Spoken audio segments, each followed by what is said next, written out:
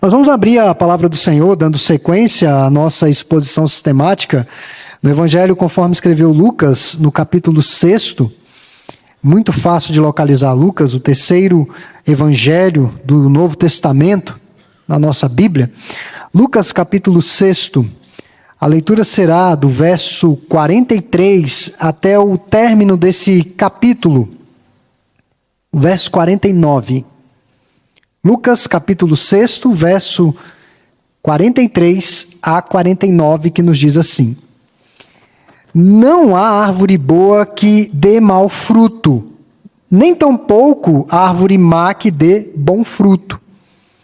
Porquanto cada árvore é conhecida pelo seu próprio fruto, porque não se colhem figos de espinheiros ou abrolhos, nem dos abrolhos se vindimam uvas.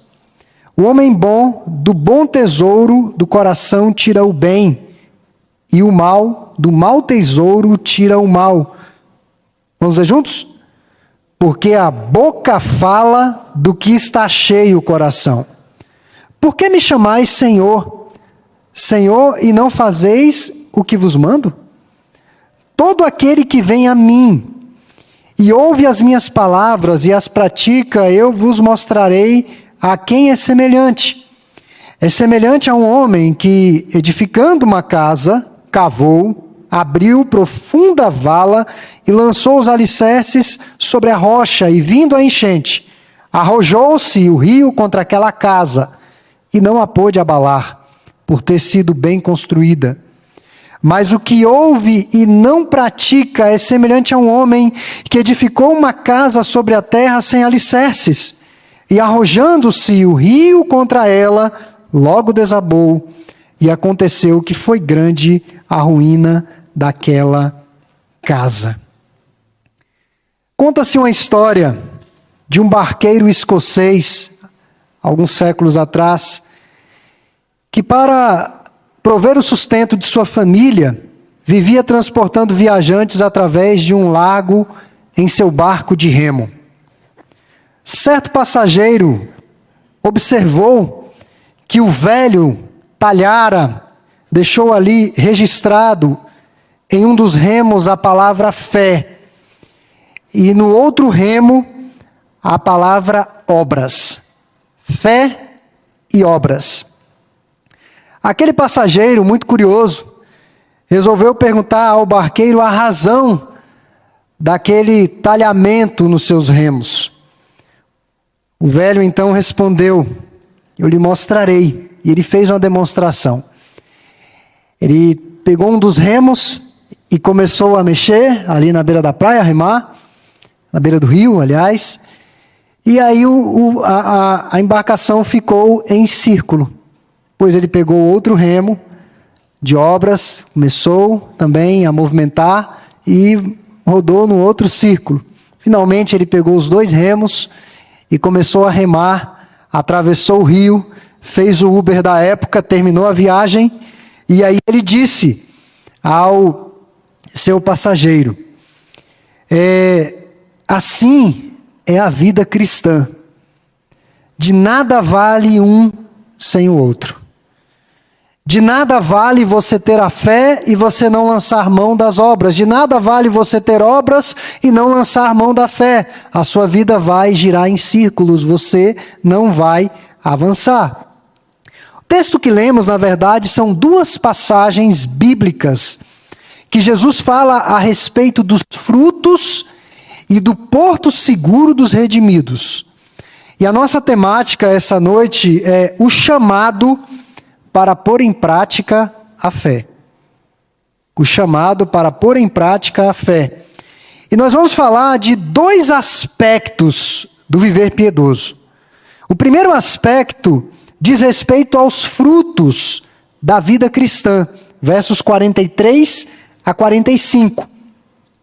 Jesus aqui se vale de duas figuras para ilustrar que a nossa natureza se revela em nossas ações e de que as nossas palavras, de alguma maneira, vão retratar o que está dentro do nosso coração, no nosso íntimo, na nossa mente. O que se passa as nossas palavras darão pistas. Os frutos revelam a natureza da árvore. Então, uma árvore é boa ou má? Jesus não deixa aqui um meio termo. Se é boa, produz bons frutos, se é má, produz maus frutos. É simples assim, não há muito o que complicar aqui. Até nós, que somos da cidade, no meu caso eu não sou tão rural, eu sei disso. Não se colhem figos dos espinheiros, nem se vindimam uvas de abrolhos. É o que Jesus está dizendo aqui de uma forma muito explícita. Uma árvore produz frutos de acordo com a sua própria natureza. Então uma laranjeira produzirá o quê? Laranjas. Uma mangueira produzirá mangas. Uma macieira produzirá maçãs. O fato é que uma laranjeira não é laranjeira porque produz laranjas. Ela produz laranjas porque ela é uma laranjeira. O fruto não perfaz o que ela é, mas o fruto demonstra, evidencia. É de sua natureza produzir laranjas e não mangas. Assim também são a conduta, as palavras e as ações de um homem. Elas refletem a sua natureza. E a conduta é um grande teste de caráter. É pelo que nós vemos. As ações vão gritar muito mais do que as palavras. E o nosso proceder, irmãos, é o que as pessoas vão falar em um funeral a nosso respeito. Era um homem bom. Era um homem que pensava nas pessoas, pensava nos outros, compartilhava. Eu lembro de uma ocasião em que esse homem me ajudou quando eu estava padecendo de alguma necessidade, precisando de algum conselho. E isso é o que as pessoas vão lembrar de nós. Mas o nosso caráter é aquilo que os anjos testemunharão a nosso respeito na presença de Deus. Está muito além das nossas ações. É no nosso interior. As palavras revelam o que está no coração. E o coração é como um tesouro bom ou mau. O homem bom tira o bom tesouro do bem. O homem mau tira o mau tesouro do mal. Da mesma forma, irmãos, o homem tira do coração suas palavras. Pois como o Senhor disse, a boca fala daquilo que o coração está cheio. E tentar encobrir toda a sujeira, a porqueira, os entulhos do coração com palavras bonitas é uma consumada hipocrisia. Isso é falsidade. Eu me lembro muito das palavras do Senhor no Evangelho, que o Senhor diz, eles me exaltam com a sua boca, com as suas palavras lisonjeiras, bonitas, mas quão distante estão os corações deles? Está muito longe do que é o verdadeiro propósito. J.C. Ryle, um pastor inglês do século XVIII, afirmou que a conversa de um homem revela o estado do seu coração. Nossas palavras desvendam as profundezas de nossa alma. Se o que está no coração é bom, o excedente, o que vai vazar, é bom. Se o conteúdo do interior é ruim, amargurado, ressentido, o que vai vazar pela boca é ruim também. Então essa é a primeira figura que o Senhor Jesus lança para falar de um viver piedoso. Essa conciliação entre fé e obras. Então, se conhece uma árvore pelos frutos. Eu não vou nem indagar ainda quais frutos nós temos produzido. Mas além dos frutos da vida cristã, outro aspecto do chamado para pôr em prática a fé são os dois fundamentos. Eu penso que essa parte do verso 46 ao 49 é o clímax de todo esse sermão da montanha. Aqui Jesus está encerrando ele. Parte da estrutura de um prédio comercial e residencial que estava sob risco de desabamento, isso foi matéria essa semana no Correio Brasiliense, veículos de comunicação da nossa cidade, até mesmo nacional, a nível nacional. Parte da estrutura desse prédio comercial na QSE, área especial 20 de Taguatinga Sul, certamente muitos aqui acompanharam essa notícia, essa matéria, parte do prédio desabou. Você pode observar na internet que eles conseguiram filmar parte desabando. Foi o térreo e uma parte lá das fundações foram completamente abaixo. O prédio desceu assim, ó. Houve esse desabamento na última quinta-feira. E segundo o Corpo de Bombeiros Militar do Distrito Federal, os pilares desabaram. E com o desabamento dos pilares, parte da estrutura foi puxada. Aquilo que sustentava o prédio sofreu algum tipo de abalo, que eles ainda não têm explicação. Ou foi mal construído, era material ruim, ou foi alguma infiltração nas ferragens.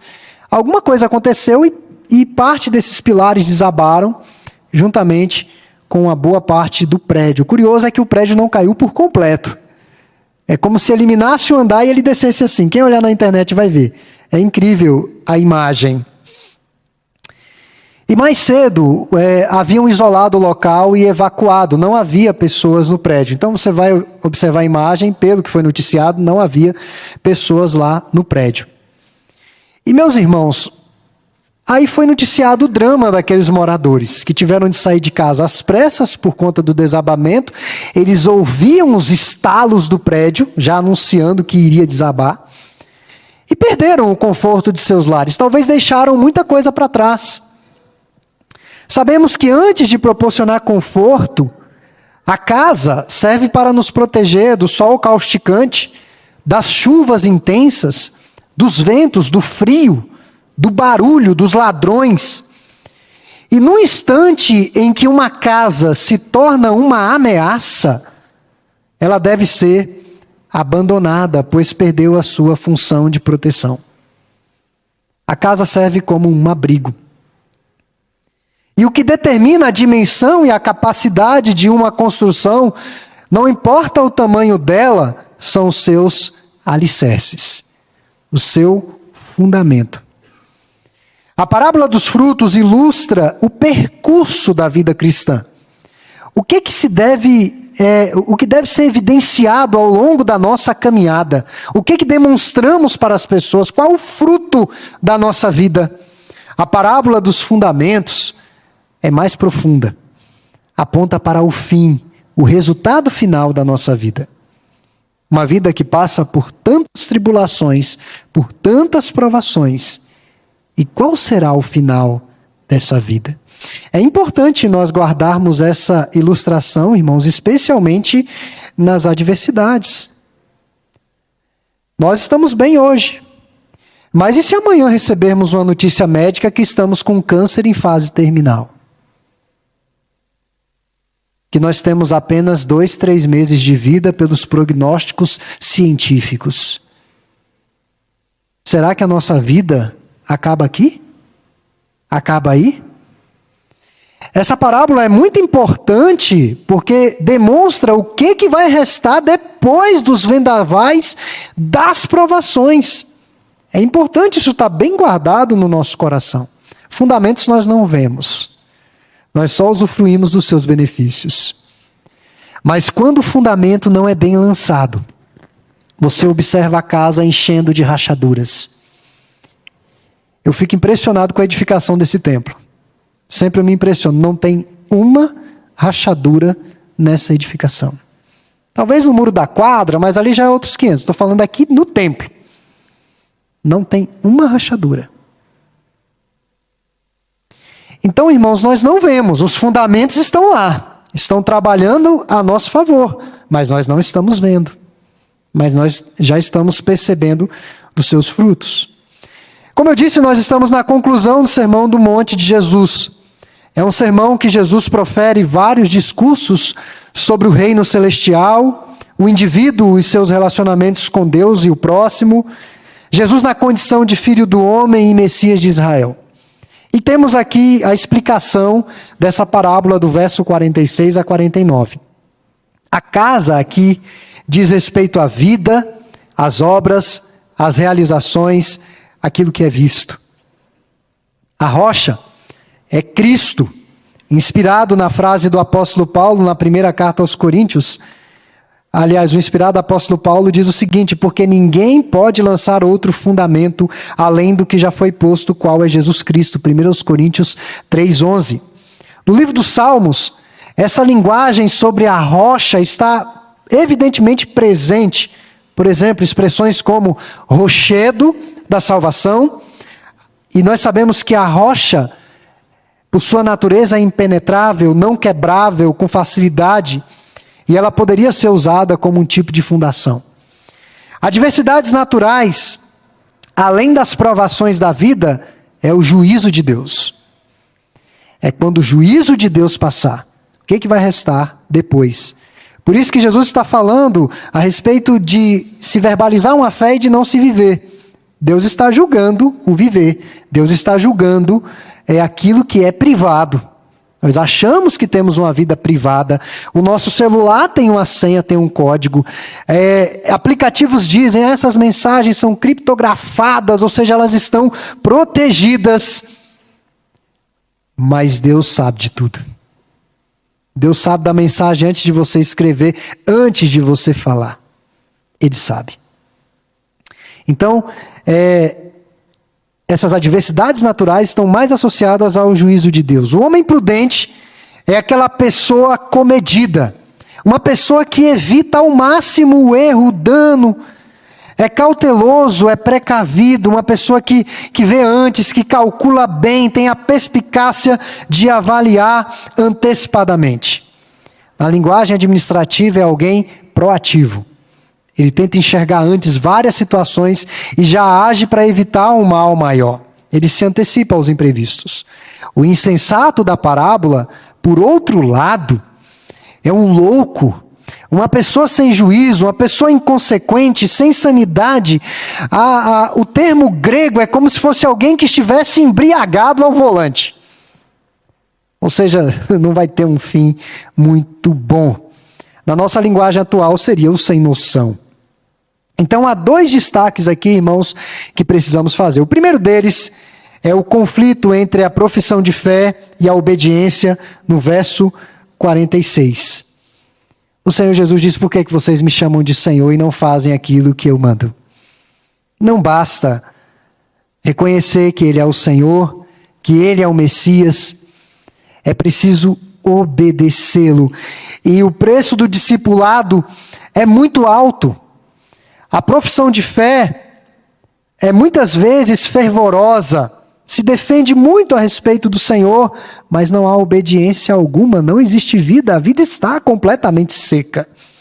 Há um descompasso entre o que a língua diz e aquilo que o coração se afeiçoa, entre as suas palavras e a sua vida, entre a sua teologia e sua ética. O segundo aspecto aqui a ser destacado é o conflito entre ouvir e praticar, versos 47 a 49. E Jesus conclui essa parábola com a figura do construtor sábio, que investiu muito no fundamento da casa, cavando, abrindo uma profunda vala e lançando os alicerces sobre a rocha. A figura do construtor insensato também aparece, aquele que edificou a casa sobre a terra sem alicerces nenhuns ou algum. Então percebam esse contraste. As duas casas, aos olhos das pessoas desatentas, aqueles que não têm um conhecimento de construção, eram iguais. A diferença não estava naquilo que era visto pelos homens, mas naquilo que Deus poderia ver. E é assim no nosso mundo. Há pessoas que têm uma casa grande, eu não estou falando literalmente, tá, irmãos? Uma vida destacada, uma vida grande, admirada, mas que não tem fundação alguma. E quanto maior for a casa sem fundação, maior será a queda dela. É exatamente essa ilustração que o Senhor Jesus está trazendo aqui. Sobre ambas as casas, sucedeu o mesmo fenômeno. Uma enchente chegou e arrojou contra elas. A casa construída sobre a rocha não se abalou, por ter sido bem construída. Porém, a casa do insensato logo desabou. O que chama a atenção é o fecho desse sermão do Senhor. Ele diz assim: aconteceu que foi grande a ruína daquela casa. Verso 49 é a parte final. É assim que Jesus encerra o sermão. A ruína da casa foi imensa. Meus irmãos, falar sem praticar é uma tolice desmedida. Não é suficiente apenas conhecer o que é a verdade. Praticar não é o outro lado da moeda, mas praticar é o outro lado de tudo. Não é suficiente uma boa teologia.